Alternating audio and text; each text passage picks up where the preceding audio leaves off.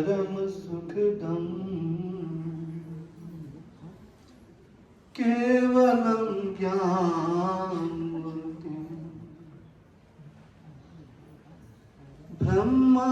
ब्रह्मानंदम परम सुखदम केवलम ज्ञानमूर्तिम् द्वंद्वातीतं गगन सदृशं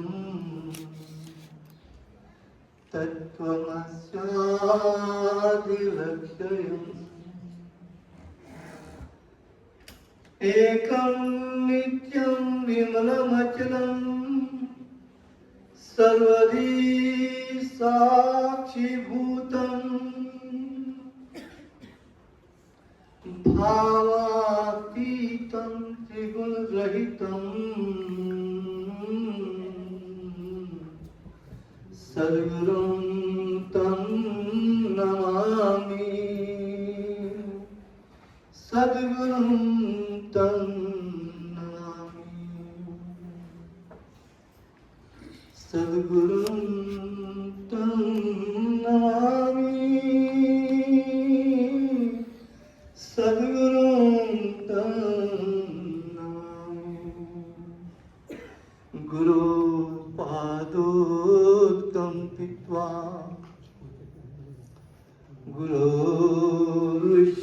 गुरोरुशिष्टभोजनम्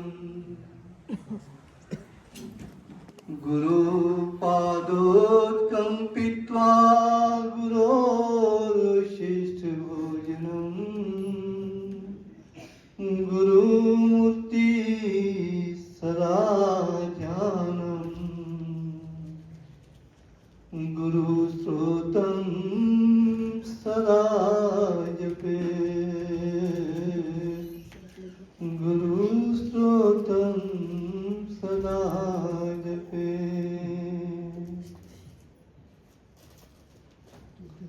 गुरुचरणन प्रणाम मम जोदायक फल चार बुद्धिहीन इस दास को लीजे प्रभु बार श्री प्रभु राम लाल जी की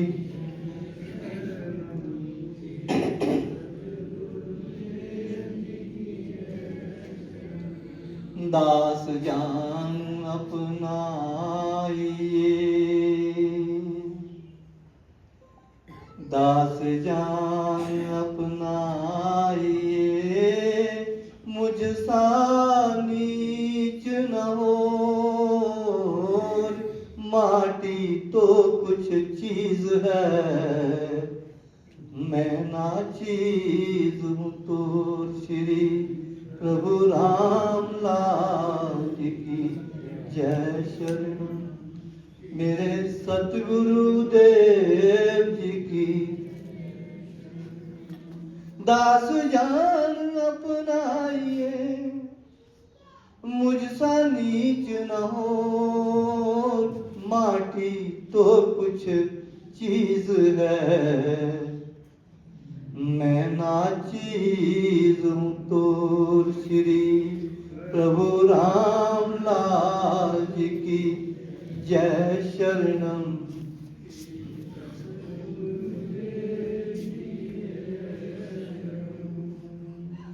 जो सेवा तुम दीन है जो सेवा जो सेवा जो सेवा जो सेवा तुम दीन है करूं सकल मन लाए इस सेवक के चित्त में गर्व कभी ना आए श्री प्रभु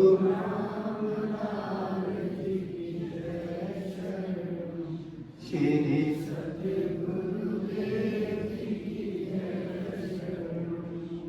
जो सेवा तुम दीन है करूं सकल मन लाए, इस सेवक के चित्त में गर्व कभी नाए। श्री प्रभु रामदास जी की जय शरणम, श्री सतगुरु देव जी की जय शरणम।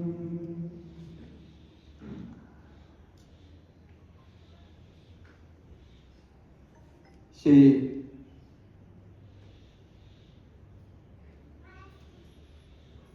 परम प्रभु जगत पिता अनंत कोटि ब्रह्मांडों के नायक, गुरुओं के गुरु, प्रभुओं के प्रभु, योगेश्वर, आनंद कंद,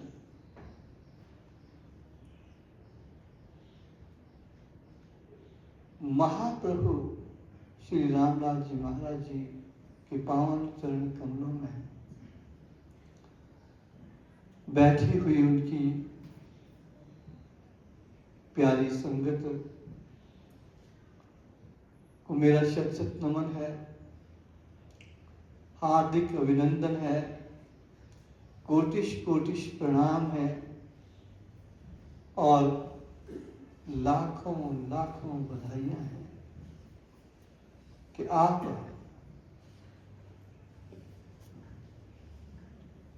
सभी को श्री प्रभु जी ने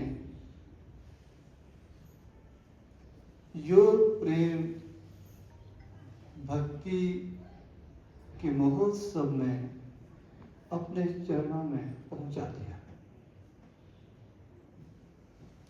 संसार विषमताओं का सागर है, यहाँ कठिनाइयों का अंबार होता है, यहाँ समस्याओं का झमेला है, यहाँ कर्मों का लेखा जोखा है, यहाँ प्रारब्ध का खेल है। इस सारे झमेले से निकलकर अपने सद्गुरु के चरणों में आना बड़ा मुश्किल होता है। योगेश्वर प्रभु रामदास जी हमारे सतगुरु हैं,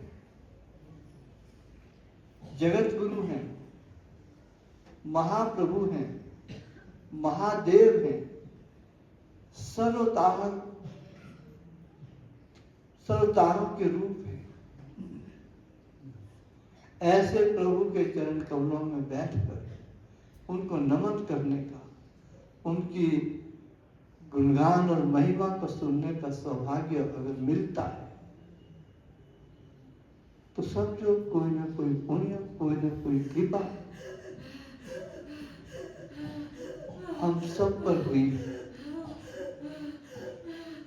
जिसके फलस्वरूप हम एक ऐसे महोत्सव में, जिसको योग प्रेम भक्ति महोत्सव के नाम से विश्व के एक महान गुरु योगेश्वर भगवान चमन ने नाम दिया और उन्होंने अपने प्यारों को कभी कहा था कि आप अमेरिका घूमने जाते हैं, कनाडा घूमने जाते हैं,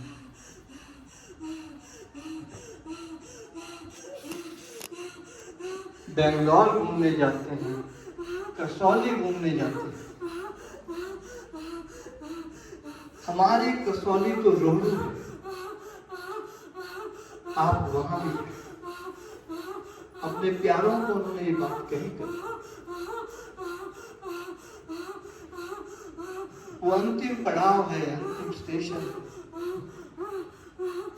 और उन्होंने कहा कि वो योगियों की भूमि है, वो विद्वानों की भूमि है, वहां घर घर में योग होता है।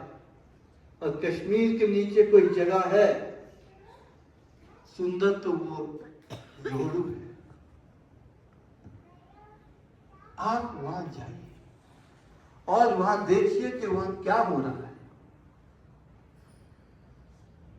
ये एक विश्व के महान गुरु, विश्व के एक महान कवि, एक महान सद्गुरु, एक महान इतिहासकार, एक महान ग्रंथ के रचयिता श्री भगवान श्री चमनलाल कपूर जी महाराज ने कभी अपने प्यारे बच्चों को ये कहा था। और उनका ये संकल्प, उनकी ये कृपा, उनका ये आशीर्वाद, उनकी ये अनुकंपा ही आज हमारे काम आ रही है कि हम उस स्थान पर अपने सतगुरु योगेश्वर प्रभु रामदास जी महाराज जी के चरणों में योग प्रेम भक्ति उत्सव में उनको नमन करने के लिए, उनकी महिमा को श्रवण करने के लिए यहाँ बैठे। ये क्षण बहुत पवित्र है। महाराज जी का जब पार्थिव शरीर था, बहुत याद आता है। मैं भाई नीनो सिंह जी भी बहुत याद आते हैं। अपने साथ बहुत से लोगों को पंजाब से लाए, लेकिन बड़े समय के बाद बहुत से लोगों का हमारे गुरु भाई रजपाल जी के साथ यहाँ पर फिर से आना एक हमारे लिए बड़े परम सौभाग्य की बात है। एक समय था जब रोडू की साथ संगत त्रिदट कला जाया करती थी, बहुत बड़ा आयोजन होता था। वो भी एक प्रेम योग भक्ति का, योग प्रेम भक्ति का बहुत बड़ा महोत्सव होता। जो बच्चे तब छोटे थे वो आज जवान हो गए। बेशक उधर कोई महोत्सव अब कम होते हैं, लेकिन गुरुदेव ने कहीं न कहीं कोई न कोई जगह बता रखी है अपने प्यारों के लिए, और उन्होंने स्थान बनाया है। तो आज उनको अपने बीच पाकर हम बड़े गर्वित होते हैं, बड़ी प्रसन्नता होती है। ये सब प्रभु जी की कृपा है। हमारे गुरु भाई रजपाल जी के साथ गुरु भाई भजन जी और मोहित जी और फिलौर से आए हुए हैं, बहुत से आए हैं। आए क्या है? प्रभु जी ने लाए, गुरुदेव जी के संकल्प में लाए। तो हम इस अवसर पर इन सब बातों की आज अपने गुरुदेव को कोटिश नमन भी साथ साथ करते, उनका आभार भी व्यक्त करते। और सबसे बड़ी बात यह है, हमारी बहुत इच्छा थी बहुत समय से कि हम कोई प्रभु जी का एक अच्छा स्वरूप इस आश्रम में स्थापित करें। एक सुंदर भव्य दिव्य अनुपम प्रीति से संपूर्ण भावनाओं से परिपूर्ण स्वरूप कोई प्रभु जी का इस आश्रम में स्थापित हो। उस सौभाग्य भी हमें इसी बार प्राप्त हुआ कि प्रभु जी का एक बहुत ही सुंदर और दिव्य स्वरूप इस कार्यक्रम में, इस महोत्सव पर उसकी स्थापना हो रही है और आप सब उसके भागीदार हैं। ये बातें अनंत काल तक हमारे जहन में रहती है कि कब योग साधना आश्रम टिकरी में प्रभु जी की प्रतिमा स्थापित हुई थी। जैसे हमारे रामायण में आता है, गुरुदेव ने लिखा है कि प्रभु जी की प्रतिमा ऋषिकेश आश्रम में भी कभी स्थापित हुई थी और वो आज तक है। इसी प्रकार से हमें ये सौभाग्य 32 वर्ष के बाद प्राप्त हुआ। 32 वर्षों के बाद सोचा तो हमने था, लेकिन होता वही है जो मंजूर खुदा होता है, जब भगवान ने कराना होता है तभी होता है। जैसे गुरुदेव ने लिखा है कि स्वयं भगत के मन बसे स्वयं जपावे नाम, स्वयं लगावे सेव में स्वयं सवारे। खुद ही भगत के मन में बसते हैं, खुद ही कहते हैं मेरा नाम जप ले, खुद ही हमारा काम संवारते हैं और खुद ही हमें अपनी सेवा में विचार था। लेकिन परिपूर्ण 32 साल के बाद हमने कोई जल्दबाजी नहीं की, हमने प्रभु जी की इच्छा पे छोड़ा था। प्रभु जी जब चाहेंगे, ठीक समझेंगे तो होगा। हमने ये स्वरूप दिल्ली में त्याग करने के लिए दिया था और वो कह रहे थे कि उसमें 2 महीने लगे। हमने उनसे प्रार्थना की, भाई हमारा कार्यक्रम है, जब ये प्रतिमा स्थापित होनी है आप उसको जल्दी दे दें। और बहुत गजब की बात है, हम भी हैरान हो गए। उनका जो हमको मैसेज आया, आप अपने भगवान का स्वरूप लेने आ जाइए, वो तैयार हुआ है। और वो किस दिन तैयार हुआ? विश्व योग दिवस के दिन, जब सारी दुनिया जो है विश्व योग का दिवस मना रही थी, उस दिन उनका मैसेज आया कि आप आज कि प्रभु जी का स्वरूप त्याग हो गया है। तो हमें बड़ी प्रसन्नता हुई। एक विश्व के मालिक का दिव्य स्वरूप, उसका मैसेज खुद हमको आ रहा है। और वो भी कब आ रहा है? जब विश्व योग दिवस था 21 जून के दिन। प्रभु जी के परम भगत हैं राहुल जी, उन्होंने हमको कहा कि मैसेज आया है जी कि हम जाएं। तो मैंने देखा बहुत अच्छा दिन है, आज के दिन आपको मैसेज आया है, तो ये तो बहुत ही हमारे लिए एक बड़ा यादगार का दिन रहेगा कि ये जो दिव्य स्वरूप जो पूर्ण हुआ वो विश्व योग दिवस के दिन जो है हमको प्राप्त हुआ। इसके लिए भी हम प्रभु जी का बहुत बहुत धन्यवाद करते हैं कि आपने अपना दिव्य स्वरूप अपनी कृपा से ऐसे दिवस में परिपूर्ण किया जिस दिन संपूर्ण विश्व आपके योग का गुणगान गा रहा था। और फिर हम सोचने लगे कि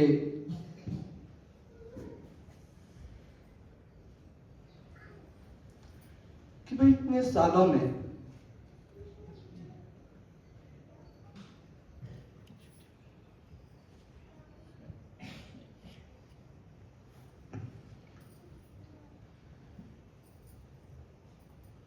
कि 32 साल के बाद ये नया जो स्वरूप है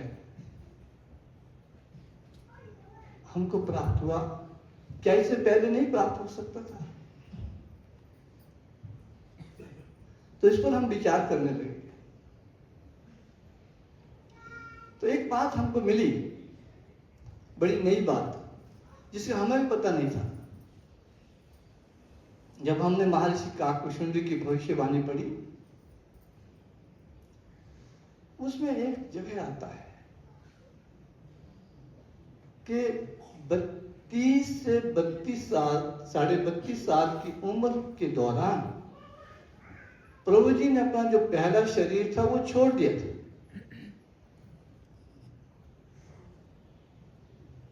जबकि हम भविष्यवाणी पढ़ते हैं कि 51 वर्ष की आयु में प्रभु जी ने अपना शरीर त्याग दिया। लेकिन एक जगह हमने ऐसा भी वर्णन पढ़ा है जहां 30 से 32 साल के बीच प्रभु जी ने अपना पहला शरीर त्याग कर नया शरीर बनाया, जिसको योग नहीं नासिक में, हाँ, नया शरीर बनाया और वो योग देह थी और पुराना शरीर उन्होंने छोड़ दिया। तो वो शरीर पहला छोड़कर तो हमने देखा ये जो नया स्वरूप आया ये भी 32 साल की ही कि पश्चात हमें प्राप्त हुआ। बात ईश्वर का एक अपना खेल है, हमें नहीं पता। मैं तो तब देखा भाई 32 साल अपने सचिव महोदय से हमने बात की, क्यों हमको 32 साल क्यों लगे। हम पढ़ते गए उनकी भविष्यवाणी में क्या लिखा है, तो वहां आया कि 32 साल में एक शरीर प्रभु जी ने अपना पहला त्याग दिया था, दूसरा शरीर धारण किया था जो काउंट वर्ष की आयु में जिसकी दिव्य लीला। ये एक जो कुछ भी इस आश्रम में हो रहा है वो हम नहीं कर रहे, हमारी कोई योजना नहीं है, ये सिर्फ प्रभु जी का अपना संकल्प है।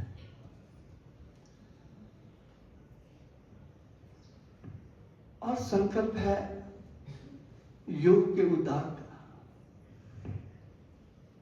हम यहाँ आते हैं मात्र कोई हम भोजन करने और सोने नहीं आते, या कोई भ्रमण करने नहीं आते, हम यहाँ अपने जीवन का उद्धार करने आते हैं। जीवन को जीवन बनाने आते हैं।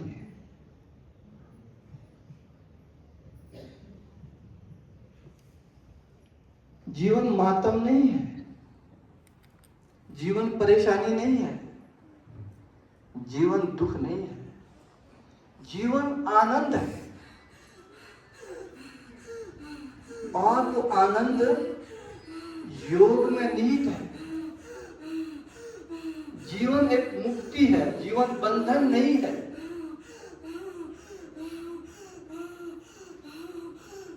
और जो बात इसको बताती है कि जीवन बंधन नहीं है, जीवन मुक्ति है, जीवन आनंद है, जीवन दुख नहीं है, वो विद्या कौन सी है?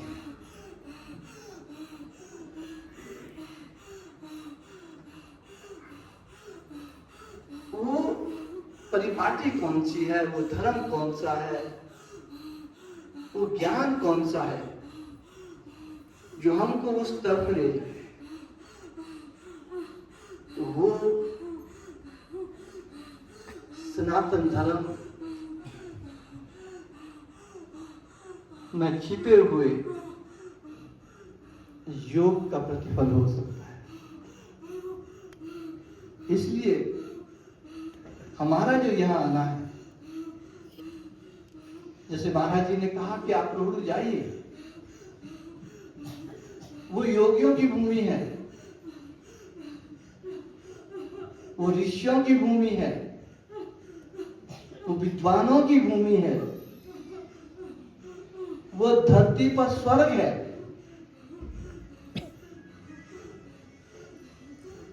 आप वहां जाए।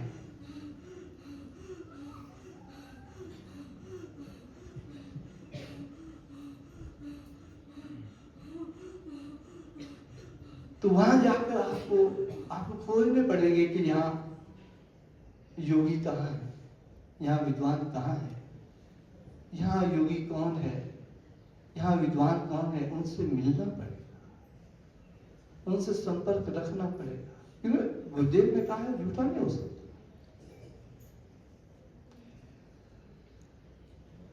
तो आप उनसे मिलेंगे, चाहे उनके साथ आपके 2 ही मिनट बीतते हैं, समझो जीवन का एक बहुत बड़ा सुंदर समय होता है। चाहे आपको पता लगा भी नहीं कि ये योगी है या नहीं है, अगर आपने दर्शन भी कर दिए तो समझो कि वो आपके पल जिंदगी के समझ गए, उसमें लाखों पाप कट जाते, लाखों पापों का क्षय होता है। इस योग प्रेम भक्ति महोत्सव का जो फल है वो ये है, जिसको गुरुदेव ने अपनी वाणी से सुसज्जित किया है। उसको संकल्पित किया है, अपने आशीषों से जिसको भरा है। हमें वो योग सीखना है, वो मुद्राएं सीखनी है, वो बंद सीखने हैं, वो यम और नियम सीखने हैं, वो अनुशासन सीखना है और वो लगन सीखनी है। और उसमें सहायता करने वाले और कोई नहीं है, वो हमारे गुरुदेव हैं।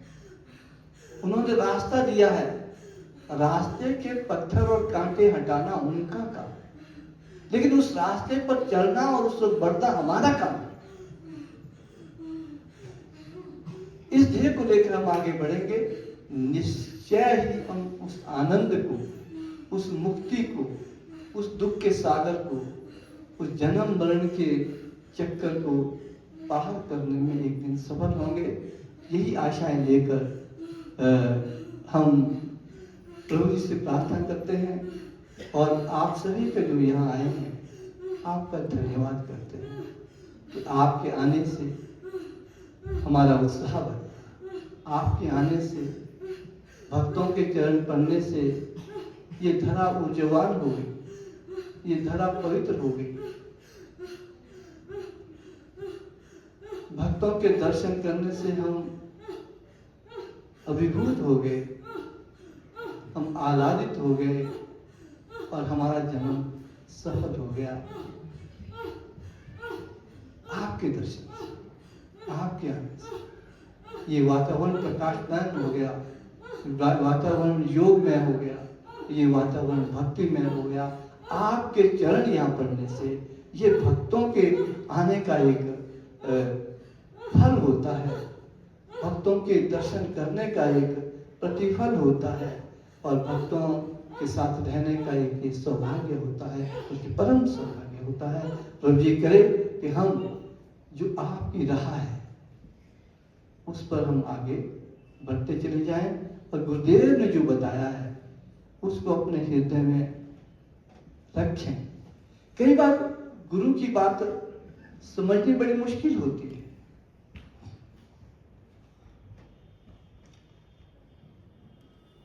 कहीं गुरुदेव ने कहा कि ये जो मैं करा रहा हूं तो या जो मैंने लिखा है इससे ना आगे कुछ करना ना ही कहते हैं इसमें कुछ करना। तो कहने का मतलब ये थे गुरुदेव ने जो लिखा है, आप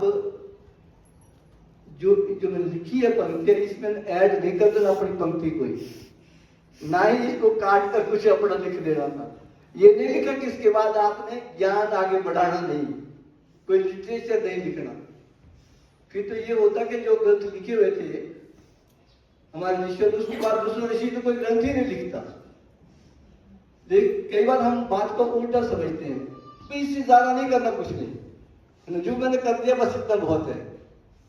कहने का मतलब जो मैंने लिखा है इसमें ना इसको ऐड करना, इसमें कुछ ना इसको डिलीट करना। हम क्या करते हैं, कई बार किसी एक संत ने के ऋषि ने, ग्वाड़े जी को मालूम है, उसने गीता की एक पंक्ति में अमेंडमेंट कर दी थी। कौन थे वो? हैं? हाँ, जैमिनी ऋषि ने।